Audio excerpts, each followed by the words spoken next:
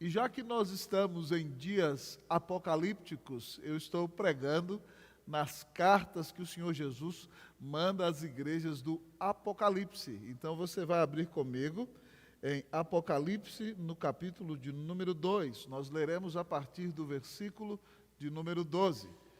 Na primeira semana, eu preguei sobre a pandemia espiritual e abordei um ponto específico da igreja de Éfeso, pois eu já tinha exposto todo este texto anteriormente em nossa igreja. Depois nós pregamos na igreja de Esmirna, a semana passada, sobre uma igreja vitoriosa. E hoje a mensagem da palavra de Deus falará conosco a partir do versículo de número 12 de Apocalipse, número 2. Apocalipse, capítulo de número 2. Eu convido você a que abra a sua Bíblia e acompanhe a leitura deste precioso texto da palavra de Deus conosco. Assim diz a palavra do Senhor. Ao anjo da igreja em Pérgamo escreve: estas coisas diz aquele que tem a espada afiada de 2 gumes. Conheço o lugar em que habitas, onde está o trono de Satanás, e que conservas o meu nome, e não negaste a minha fé, ainda nos dias de Antipas, minha testemunha, meu fiel, o qual foi morto entre vós, onde Satanás habita.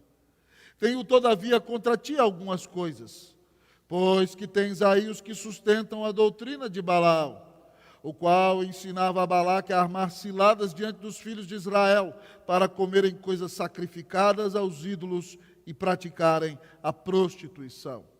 Outros sim também tu tens os que da mesma forma sustentam a doutrina dos nicolaítas.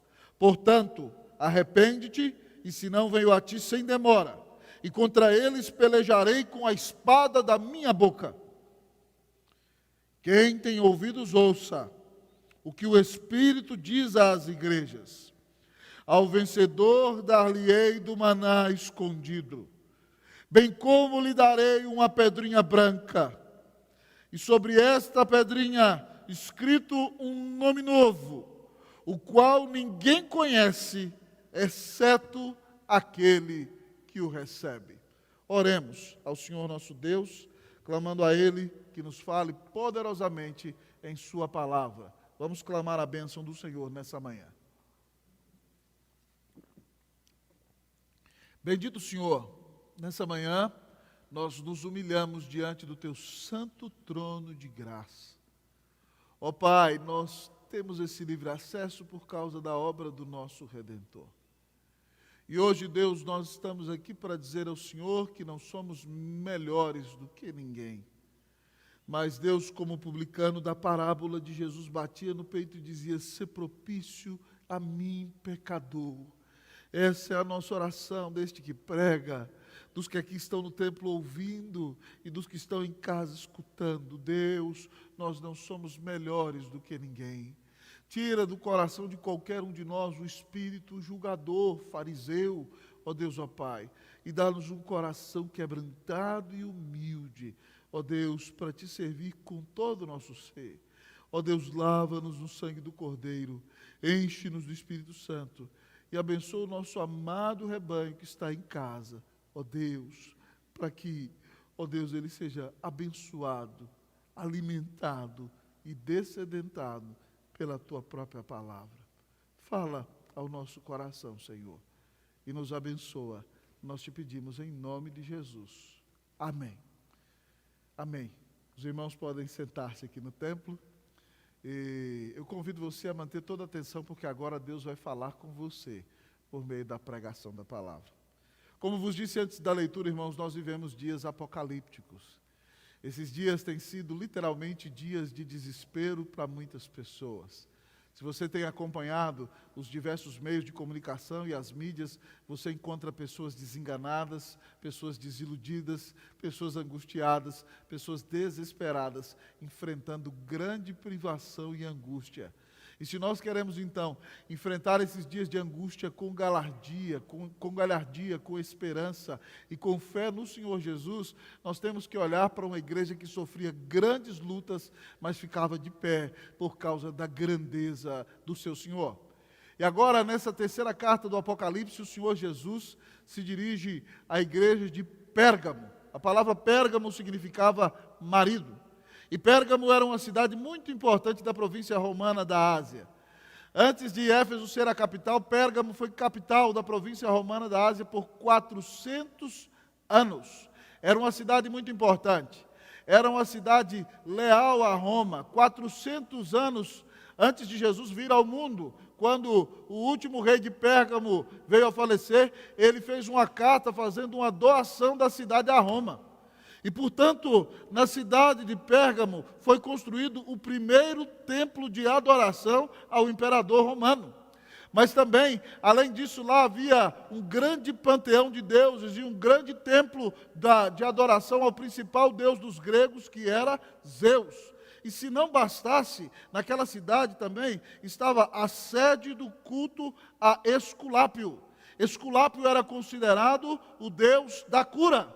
O símbolo de Esculápio era um bastão com duas serpentes, e os seus sacerdotes eram médicos, que administravam medicina, mas também se dedicavam às ciências ocultas e à adoração de Esculápio. E até hoje, este símbolo de Esculápio é o símbolo da medicina até os dias de hoje. Esculápio é considerado um dos maiores médicos da época do tempo da Grécia. Mas também, amados irmãos, na cidade de Pérgamo surgiu aquela tecnologia tão importante para a comunicação antiga chamada pergaminho. Daí vem o nome. A cidade de Pérgamo tinha a segunda maior biblioteca do mundo. A maior biblioteca era de Alexandria. E algumas décadas antes do Senhor Jesus nascer, o rei de Pérgamo, algumas centenas de anos, conseguiu trazer o bibliotecário de Alexandria para Pérgamo. E o rei do Egito ficou tremendamente revoltado e parou de conceder papiro para a cidade de Pérgamo. Então, eles criaram ali a tecnologia do pergaminho, onde se escrevia em couro curtido, e a biblioteca de Pérgamo tinha mais de 200.000 pergaminhos, amados irmãos. Então, era uma biblioteca gigantesca para o mundo antigo. E nessa cidade, irmãos, a igreja de Cristo sofreu grande oposição, grande luta. E eu disse a vocês no sermão da semana passada que Satanás tem duas maneiras de atacar a igreja.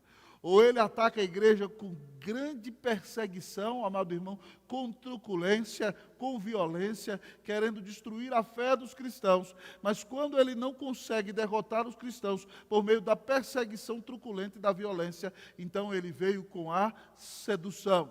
E você vai ver comigo nessa carta que a truculência não derrubou a igreja de Éfeso, mas Satanás então lança mão da perseguição, da truculência, irmãos, para atingir e atacar o povo de Deus. E Jesus então, no meio de tudo isso, se revela como o grande e poderoso Senhor da igreja, que não a deixa entregue nas mãos de Satanás, mas que quer protegê-la, quer abençoá-la e quer santificá-la, ainda nos dias de grande angústia e dificuldade. Essa carta nos ensina quem é o Senhor da igreja.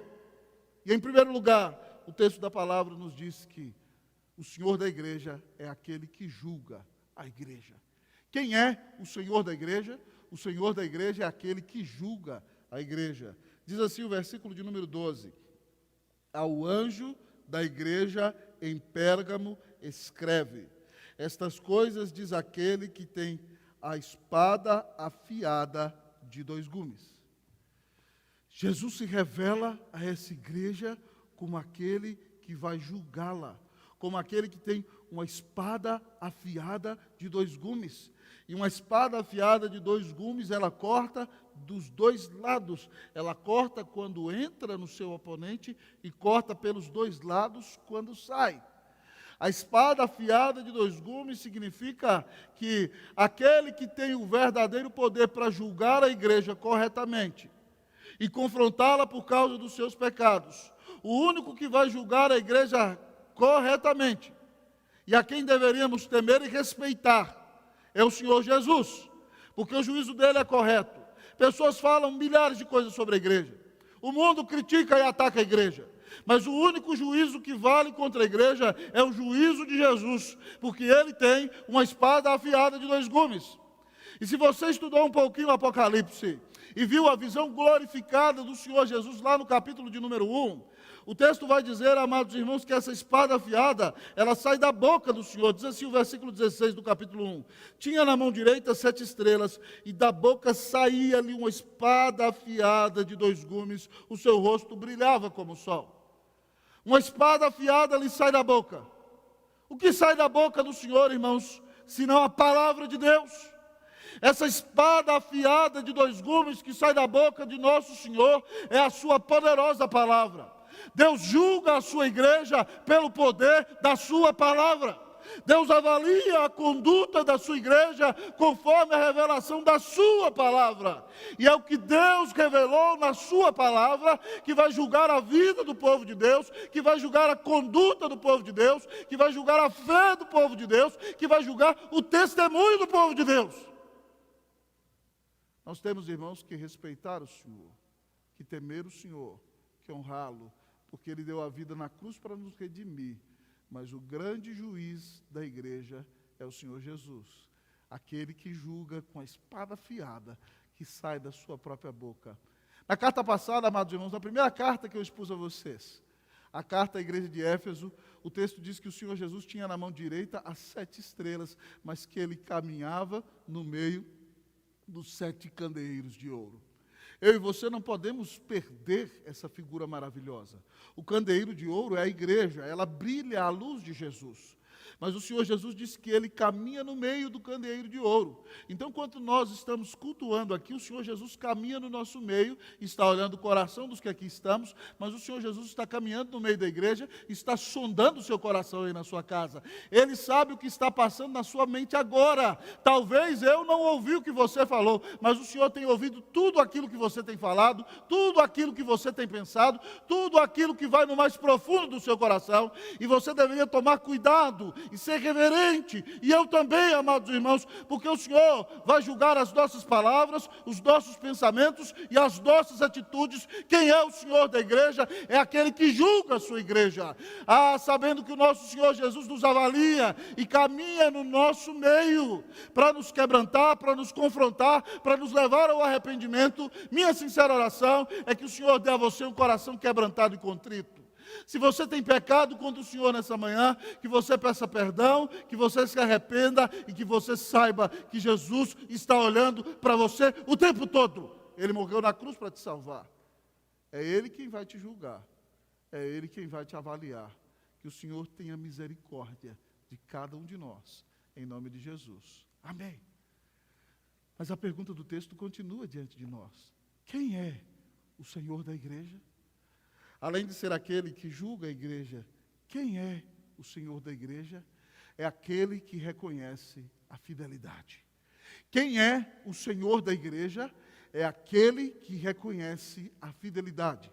Olhemos, irmãos, para o versículo de número 13. Versículo de número 13. Assim diz a palavra do Senhor. Conheço o lugar em que habitas, onde está o trono de Satanás, e que conservas o meu nome, e não negaste a minha fé, ainda nos dias de Antipas, minha testemunha, meu fiel, o qual foi morto entre vós, onde Satanás habita. Irmãos, o Senhor da igreja reconhece a fidelidade da igreja. O Senhor diz à igreja de Pérgamo: conheço o lugar em que habitas, onde está o trono de Satanás. Que trono de Satanás era esse, irmãos? A igreja, irmãos, tinha muita idolatria, tinha um panteão de adoração aos deuses gregos, tinha, amados irmãos, adoração a Zeus, a igreja tinha adoração a Esculápio, mas o trono de Satanás, ao qual o Senhor Jesus se refere aqui, é o templo da adoração ao imperador. O primeiro templo, amados irmãos, o primeiro centro de adoração ao imperador de Roma no mundo, aconteceu em Pérgamo. E aqui o Senhor Jesus está dizendo que aquele lugar é o lugar onde Satanás habita. Por quê? Porque 2 vezes por ano, todo cidadão romano tem que entrar no templo do imperador e dizer: César é Senhor. Roma não era truculenta a ponto de impedir que as pessoas adorassem seus próprios deuses, mas ela exigia como lealdade que, adorando os seus próprios deuses de maneira sincrética, 2 vezes por ano, todo cidadão romano entrasse no templo do imperador e prestasse adoração à figura do imperador, dizendo: César é o Senhor. E aqui, amados amigos e irmãos, a igreja de Pérgamo não faz isso.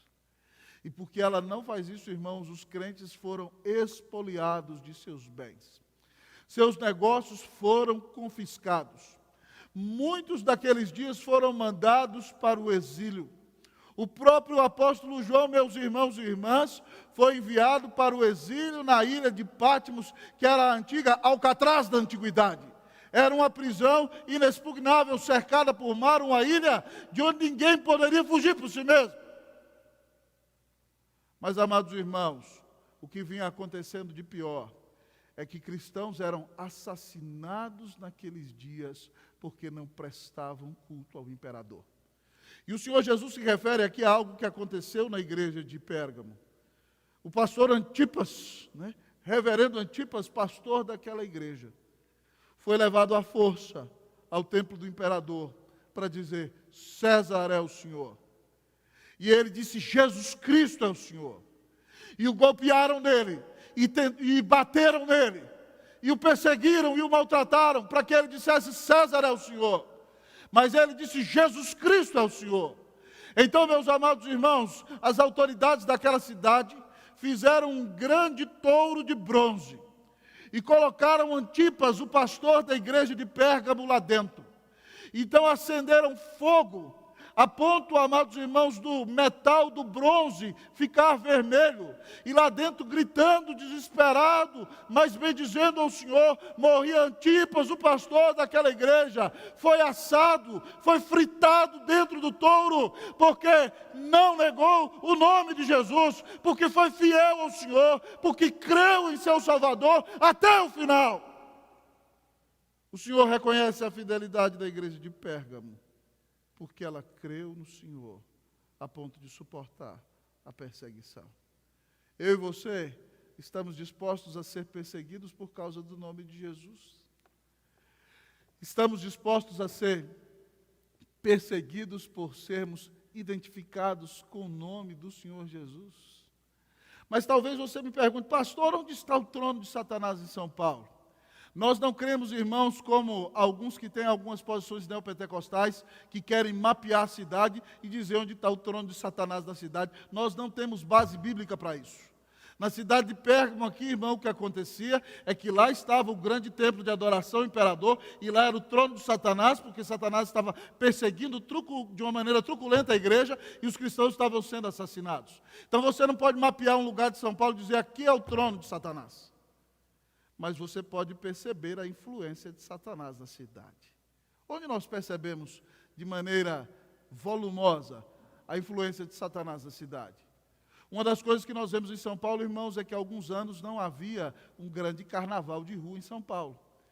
E agora você vê carnaval de rua, blocos dominando toda a cidade, onde as pessoas se entregam à devassidão, aos prazeres da carne, ao pecado, e não estão nem aí com Deus, com os valores das Escrituras. Elas se entregam até a certos tipos de orgia, amados irmãos, e miséria no meio da rua. Nós não dizemos que aí é o trono de Satanás, mas é claro que aí está a influência de Satanás. A maior marcha, amados irmãos, da América Latina, de pessoas que afrontam a Deus, querendo dizer que o correto é ser contrário à natureza com a qual Deus as formou, acontece aonde, amados irmãos? Em nossa cidade de São Paulo. Está clara aí a influência de Satanás. Mas, amados irmãos, próximo daqui da nossa região da igreja, nós não dizemos que há um trono ali, mas nós vemos uma das maiores mazelas sociais do nosso país acontecer a céu aberto, numa parte que foi uma das partes mais nobres da cidade de São Paulo. A Cracolândia está como um câncer diante de nós, amados irmãos. E é inegável o ataque do diabo, o ataque do inferno, nessa questão que não tem se resolvido somente com decisão de governantes, mas onde a igreja de Jesus tem trabalhado com oração e tem feito a diferença. Mas ali você vê a influência do diabo. Pastor, onde mais nós podemos ver a influência do diabo? Nós podemos ver em inúmeros lugares. Mas, irmãos, uma das maneiras que nós vemos na nossa sociedade é o nosso país ter uma sociedade totalmente dividida. Irmãos amarem mais a sua posição política, tanto de direita como de esquerda, mais do que o próprio Senhor. Pessoas da mesma família, pessoas criadas no Evangelho que creram em Jesus, elas não se falam, elas se odeiam por causa de filosofias humanas, mostrando que o Evangelho não é a primeira lealdade dos nossos corações. Nós, como igreja do Senhor Jesus, irmãos, não tínhamos que amar político A ou político B, de direita ou de esquerda, mais do que o Senhor.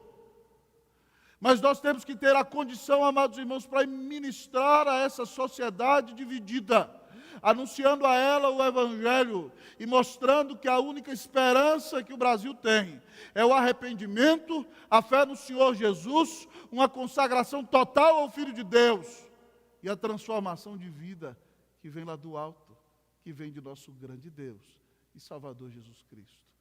A igreja de Jesus precisa se manter fiel nesses dias de desespero e angústia.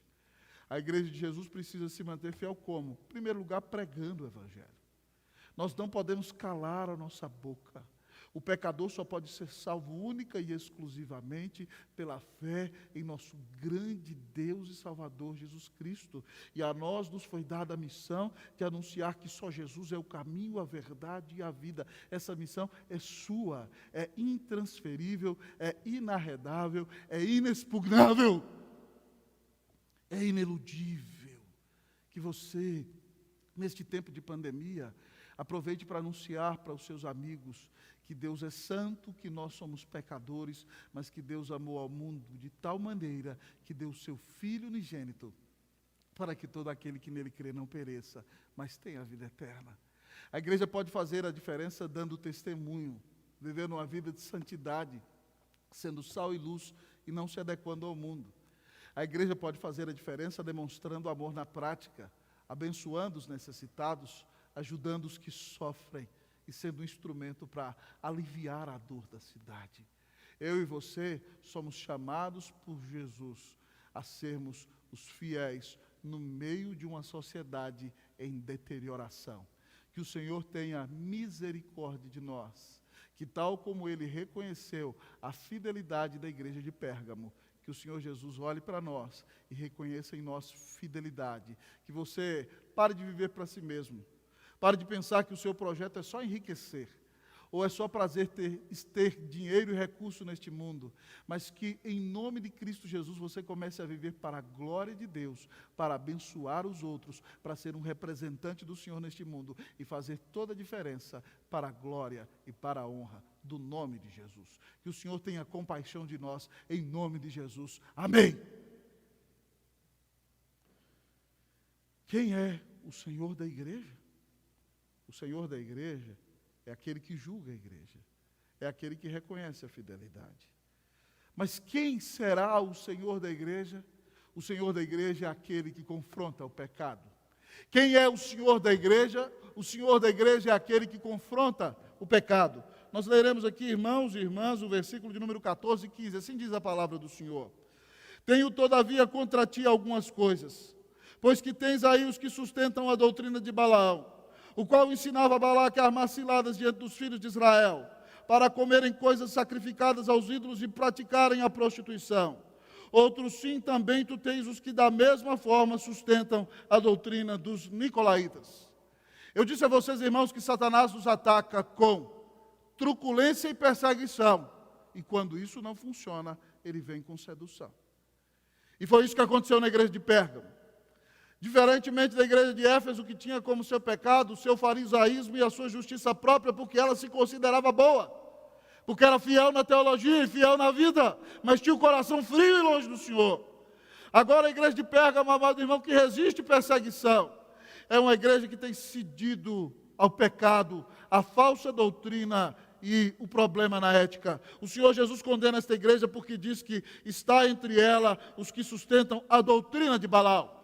E o texto é claro ao já dizer que Balaão ensinava a Balaque a armar cilada diante dos filhos de Israel para comerem coisas sacrificadas aos ídolos e praticarem a prostituição. Se você se lembra bem da história do livro de Números, depois de passar 40 anos no deserto, os filhos de Israel estão chegando na terra prometida. E Balaque, filho de Zippor, rei de Moabe, entra em desespero. Um profeta famoso daqueles dias, que se dizia profeta do Senhor nosso Deus, era Balaão. Ele vivia lá no norte, lá na Síria. Então Moabe, o Balaque, rei de Moabe, mandou buscar Balaão. E Balaão falou: por que vocês estão me chamando? Ele falou: estou chamando você para você amaldiçoar Israel. E Balaão disse: fica aqui à noite que eu vou ouvir o Senhor. E o Senhor falou para ele não ir, porque o Senhor é o Deus de Israel. E ele não foi. Falou nem que Balaque lhe oferecesse todo o dinheiro do mundo, ele não iria. Então voltaram para Balaque e Moabe, e Balaque agora mandou seus príncipes com muita riqueza e falou assim: Balaão, vem para mim amaldiçoar esse povo aqui, rapaz. Eu tenho muito dinheiro, eu vou fazer de você um dos camaradas mais ricos da terra. E Balaão ficou tentado, ele já tinha que ter dito não de cara, porque Deus já tinha dito não. Ele falou assim: fica aqui que eu vou consultar o Senhor, mas eu só vou fazer o que o Senhor mandar. E Deus agora já queria condenar Balaão por causa do amor dele ao dinheiro. E Deus falou com ele: pode ir. Mas no meio do caminho, a Bíblia conta a história, irmãos, que o anjo do Senhor apareceu algumas vezes para matar a Balaão. E a jumenta de Balaão se desviou para um lado, se desviou para o outro. E Balaão batia na jumenta e não entendia nada, porque ele não via a manifestação de Deus, o anjo do Senhor, que estava com a espada desnuda, pronto para matá-lo. Então ele passava no meio de uma vinha e o anjo do Senhor estava diante dele para matá-lo com sua espada. E de repente, então, a jumenta chegou para o lado e espremeu a perna de Balaão. E ele começou a bater na jumenta e queria matá-la. E a jumenta disse: por que você está me batendo? A jumenta falou: eu sou a tua jumenta que te servia a vida inteira e nunca fez isso. Por que você está querendo me matar? E ele nem percebe que a jumenta está falando, está tão endurecido. Por que você está zombando de mim? E aí de repente então o Senhor abre os olhos dele e ele vê o Senhor. E ele diz: vou voltar. E o Senhor falou: não, agora você vai. Chegando lá, irmãos, resumindo a história, Balaque 3 vezes pediu a Balaão que amaldiçoasse Israel. Balaão dizia: vou falar o que o Senhor mandar. E quando ele chegava para amaldiçoar Israel, o Senhor colocava a profecia de bênçãos maravilhosas diante dele. E ele abençoou a Israel. E no final da história, Balaque ficou com raiva: vai embora para sua casa. Eu falei que ia te dar alguma coisa, agora por causa do Senhor você não vai ter nada. Mas Balaão queria dinheiro. Então ele ensinou Balaque a chamar mulheres muito bonitas, que adoravam falsos deuses, inclusive as mulheres midianitas, para que elas chegassem semidesnudas diante dos filhos de Israel e os atraíssem à pornografia já na antiguidade. Então elas dançariam diante deles e os levariam para sacrificar aos seus falsos deuses, aos seus ídolos. E então, meus queridos irmãos e irmãs, eles iam, de fato, prostituir-se contra Deus e a ira de Deus cairia sobre eles. E foi justamente isso que aconteceu. Os filhos de Israel se prostituíram com as moabitas e com as midianitas. E Deus mandou uma grande praga no meio do povo de Deus. E 24.000 pessoas morreram. E a praga só parou quando Finéias, filho de Eleazar, tomou a sua lança e foi dentro da tenda de Zinri, que era um dos príncipes de Israel. Ele tinha tomado uma princesa midianita chamada Cosbe, e ele levou para a sua tenda. E quando eles estavam no meio do ato sexual, Finéias tomou a sua lança e cravou os dois. E aí Deus fez com que a praga parasse. Quando eles foram assassinados, por causa de Balaque, 24.000 pessoas, por causa de Balaão, 24.000 pessoas do povo de Deus morreram. Essa doutrina aqui, na igreja de Pérgamo, significa, meus amigos, meus irmãos, minhas irmãs que estão em casa, significa o seguinte: que na igreja havia falsos mestres que defendiam que já que você é salvo pela graça, não tem problema cair no pecado. E aqui na igreja de Pérgamo tem essas pessoas que estão dizendo, não, você pode sair e ir para o festival do deus Baco, tomar todas e se prostituir. Você pode beber, você pode ter uma vida promíscua, você pode ficar com a mulher que você quiser, você pode viver do jeito que você quiser, porque de fato você foi salvo quando você era pecador, então pode continuar no pecado que você vai continuar a ser abençoado. E aqui, amados irmãos, há pessoas que pensam assim na igreja, que falam abertamente, e a liderança da igreja não está fazendo nada. E o Senhor confronta o pecado da igreja. Consequentemente, o Senhor diz que há também os nicolaítas, que na verdade são os mesmos, porque os nicolaítas defendiam que você só pode saber o que é o pecado, e só pode lutar contra o pecado quando você experimenta o pecado. Então você, como cristão, tem que experimentar o pecado para sentir que o pecado é ruim. E só quando você experimentar o pecado, então se você tem problema de beber, você tem que se embriagar para ver o quanto é ruim ficar embriagado. Você tem que sair e se prostituir com várias mulheres para você ver que isso não leva a lugar nenhum. Então só aí você vai talvez entender que isso é ruim. E a igreja também está aguentando as pessoas que falam e ensinam essas coisas. E o Senhor Jesus, então, confronta a igreja. Ele está contra a igreja por causa da sua devassidão, por causa do seu pecado, por causa da tolerância ao erro, porque a igreja faz vistas grossas com respeito à vida daqueles que estão pecando. Meus irmãos, como nós temos reagido quando pessoas que se dizem nossos irmãos, que frequentam a igreja conosco, vivem de maneira devassa, no pecado de maneira descarada, nós sabemos e fingimos que não vemos? Se nós fingimos que não vemos, irmãos, nós somos cúmplices. A Bíblia nos ensina que se nós vemos um irmão em pecado, em primeiro lugar, nós deveríamos ir e confrontá-lo. Se ele não nos ouvir, nós deveríamos levar 2 ou 3 testemunhas. Se ele não ouvir as 2 ou 3 testemunhas de nós, então nós o levamos ao conselho da igreja. E se ele não ouvir o conselho que representa a igreja, então essa pessoa tem que ser excluída do povo de Deus. Porque ela não é cristã, ela é religiosa. E ela está ofendendo o Senhor no meio do corpo de Cristo. Meu irmão, se você está praticando algum pecado, se você tem vivido uma vida de devassidão, se você tem ofendido a santidade de Deus, vivendo numa prática descarada do pecado, arrependa-se em nome de Jesus, porque o Senhor da igreja é aquele que confronta o pecado. Consequentemente, nós olhamos no texto, quem é o Senhor da igreja? O Senhor da igreja é aquele que conclama ao arrependimento. Esse é o nosso próximo ponto. Quem é o Senhor da igreja? É aquele que conclama ao arrependimento. Diz assim o versículo da palavra de Deus, irmãos, versículo 16. Portanto, arrepende-te, e se não, venho a ti sem demora, e contra eles pelejarei com a espada da minha boca. Irmãos, às vezes as pessoas não entendem quando acontece uma disciplina na igreja. Eu sou pastor há mais de 20 anos. Já apliquei disciplinas privadas e públicas inúmeras vezes. E quando o conselho da igreja chega ao ponto, porque esse não é o processo, a disciplina só é pública quando o nome do Senhor é ofendido publicamente. Quando o nome do Senhor é desonrado publicamente e não há arrependimento sincero. Então a Igreja Presbiteriana do Brasil tem um código de disciplina e no qual as pessoas são disciplinadas por causa da dureza do seu coração. E quando as pessoas são disciplinadas publicamente na Igreja Presbiteriana, isso é feito com muita dignidade. Porque nós chegamos à frente e dizemos que fulano ou ciclano está afastado da comunhão por conduta irregular. Nós não ficamos apontando o dedo como se não fôssemos pecadores. Mas é com dor na alma que obedecemos as Escrituras por amor daquela pessoa e por amor da igreja. E de repente, quando nós aplicamos a disciplina na igreja, alguém diz, que legalismo é esse? Como é que faz uma coisa dessa? Jesus não perdoou a adúltera! O mesmo Jesus que perdoou a adúltera mandou o conselho da igreja disciplinar. E aí? O que você faz com respeito a isso? Você precisa entender o seguinte, irmão. A disciplina da igreja é uma maneira de que Deus não atue disciplinando esta vida.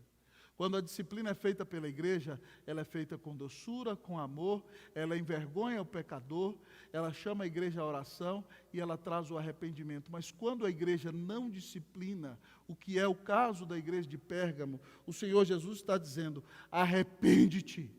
Ele está dizendo à liderança da igreja, está dizendo àqueles que estão praticando a doutrina de Balaão e aos nicolaítas, e ele diz por quê? Se não venho a ti sem demora, e contra esses que estão pecando, pelejarei com a espada da minha boca. O Senhor Jesus diz que vai matá-los pelo poder da sua palavra. E a palavra do Senhor é poderosa, irmão. Você se lembra que o Senhor chamou Lázaro para fora da tumba e diz: Lázaro, vem para fora. E pelo poder da palavra de Jesus ele ressuscitou. Uma legião de mais de 2.000 demônios estavam dentro de um homem. Jesus falou assim: retira-te deste homem e vai para os porcos. E ela foi imediatamente. E até Paulo, cheio da palavra do Senhor Jesus, quando confrontou um mago, disse: fica cego, filho do diabo. E ele ficou cego naquele mesmo momento. O Senhor Jesus disciplina pelo poder da sua palavra. E há pessoas que adoecem por causa da disciplina do Senhor. Certa feita, irmãos, eu ouvi a história. Isso não aconteceu em São Paulo, aconteceu em outra capital do país, mas o filho de um oficial da igreja resolveu cair no mundo, em toda sorte de pecados, em droga, em bebida, em prostituição, com mulheres, em pecados contrários à sua própria natureza, chamado ao arrependimento. Ele não quis voltar ao Senhor. Então, quando ele contraiu AIDS, que não tinha cura, e ele estava no seu leito de morte, ele diz: eu ofendi o Senhor, eu pequei contra o Senhor, e o Senhor está tirando a minha vida por causa do meu pecado, para que eu volte para Ele. Eu me arrependo, eu me volto para Jesus. A disciplina sempre visa a restauração, mas não espere a disciplina a ponto da morte.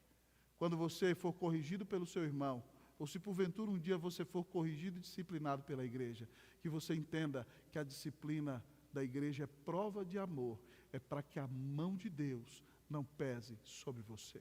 Que o Senhor tenha misericórdia de nós, irmãos, que nunca sejamos como a igreja de Pérgamo, que não façamos vista grossa ao pecado, mas que sejamos responsáveis a ponto de confrontar os nossos irmãos com amor, buscando a sua restauração e a transformação da vida deles, para que eles não fiquem debaixo da influência do diabo, entregues ao pecado, em nome de Jesus. Que Deus faça de nós cristãos amorosos, amém? Que Deus faça de nós cristãos que ajudam no pastoreio e no cuidado dos seus irmãos. Que não veem os seus irmãos sendo influenciados pelo diabo e fazem vista grossa como se nada estivesse acontecendo. O Senhor vai cobrar de nós, irmãos. O Senhor vai cobrar de nós. Se nós temos ou não cuidado dos nossos irmãos. Que nós sejamos amorosos. Nós não vamos sair gritando, ofendendo, nem xingando ninguém. Mas de maneira doce vamos chamar os irmãos ao arrependimento, para voltar à presença do Senhor, para que haja cura e restauração. Que Deus nos abençoe, que o Senhor nos dê a bênção de experimentar a transformação da mente, o arrependimento, em nome de Jesus. Amém!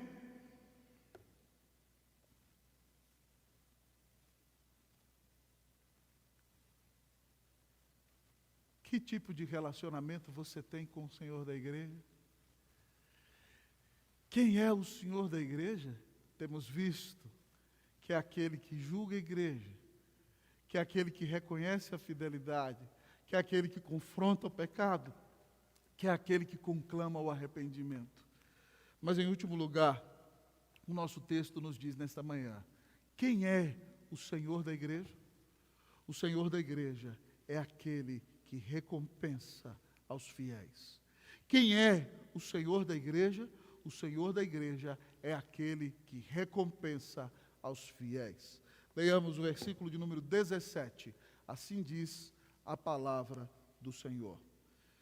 Quem tem ouvidos ouça o que o Espírito diz às igrejas.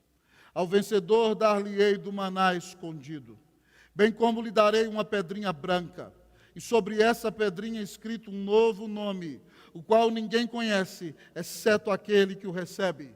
O Senhor, irmãos, diz que vai recompensar os cristãos fiéis e a igreja fiel de 3 maneiras. Mas primeiro ele usa aquela expressão: quem tem ouvidos, ouça o que o Espírito diz às igrejas. Isso é como se fosse um megafone, Jesus dizendo: ei, preste muita atenção, o Senhor, através do Espírito Santo, está falando com você, leve a sério esta palavra. Deve ter saído muito alto no vídeo. Quem é o Senhor da igreja? É aquele que recompensa aos fiéis. 3 recompensas o texto diz que o Senhor faz. Primeira delas, ele dará o maná escondido. Você se lembra que o maná é o pão que caiu do céu que alimentava o povo de Deus enquanto estava no deserto. O maná escondido, amados irmãos, é uma promessa de alimentação. O Senhor está prometendo que nós vamos participar do seu banquete no reino celestial. Mas mais do que isso, o maná escondido é Jesus. É aquele que disse lá no Evangelho de João: eu sou o pão da vida. Ter o maná escondido significa que você vai ter comunhão eterna com o Senhor, que você vai ser alimentado pelo próprio Jesus durante toda a eternidade. Você participará dos banquetes dele na glória, mas mais do que isso, ele será o seu próprio alimento. Ele satisfará o vazio da sua alma, ele te encherá de paz aqui e na eternidade. Você já pode comer esse maná escondido aqui, quando você é cheio de Jesus, da sua presença e da sua palavra, e vai comê-lo plenamente na glória, quando você não terá mais pecado em si e desfrutará da comunhão íntima do Senhor. O Senhor recompensa os fiéis com maná escondido, que é a comunhão íntima com Jesus, que é ser alimentado pelo próprio Senhor Jesus. Mas a outra recompensa que o Senhor promete aos fiéis, meus irmãos e minhas irmãs, é uma pedrinha branca. Ao vencedor dar-lhe-ei do maná escondido, bem como lhe darei uma pedrinha branca. Naqueles dias, irmãos, uma pedrinha branca poderia significar que era um convite que você tinha para entrar numa festa. Então você ia participar de uma grande cerimônia e cada um dos convidados daquela cerimônia recebia uma pedrinha branca. Então quando você entrava naquele evento de um nobre, de alguém importante, você entregava a pedrinha branca e isso mostrava que você era um dos convidados. Mas há um outro significado para a pedrinha branca, e eu acho que ele se aplica muito mais ao nosso texto. Nos julgamentos antigos, quando alguém era julgado, a sentença era manifesta através de pedras brancas e pedras negras. Então, quando os jurados condenavam aquele réu, todos colocavam pedras negras, e significava que ele estava condenado. Mas quando todos colocavam pedrinhas brancas, significava que ele não era acusado daquele crime, que ele não era culpado, que ele estava livre, que ele era perdoado. Quando Jesus te dá uma pedrinha branca, significa que ele já pagou todos os teus pecados na cruz. Talvez você diga: pastor, como é que eu ganho a pedrinha branca? Se arrependa dos teus pecados e creia hoje que Jesus Cristo é o Filho de Deus, que morreu na cruz para te salvar, que nunca ninguém te amou como Ele, que Ele é o próprio Deus feito homem sem deixar de ser Deus, que Ele morreu na cruz para pagar os teus pecados, e que se você crê nele, se arrepende, terá vida eterna. Você será declarado justo no tribunal de Deus. Você será unido espiritualmente a Cristo, selado com o Espírito Santo que virá habitar em você. Você terá paz com Deus, será amigo de Deus e viverá neste mundo esperando o dia em que estará com o Senhor na glória. Que Deus te dê a pedrinha branca. A pedrinha branca significa que todos os nossos pecados são perdoados pelo sangue de Jesus. Louvado seja o nome do Senhor. Daniel, você foi absolvido. Glória a Deus. Eu também. Louvado seja o nome de Jesus. Mas o texto diz aqui que a última recompensa, o Senhor daria, lembre-se, o maná escondido, que é Jesus. A pedrinha branca, que é a justificação pela graça mediante a fé em Jesus. Mas o Senhor diz que daria escrito na pedrinha branca um nome novo, o qual ninguém conhece, exceto aquele que o recebe. Se você estuda um pouco as Escrituras, irmãos, você vai saber que nome é algo muito importante na Bíblia. No Antigo Testamento, os pais davam os nomes aos seus filhos conforme o significado desses nomes. Daniel, por exemplo, significa Deus é o meu juiz. Davi, o nome do meu filho, significa amado. Isabel significa mulher de Deus.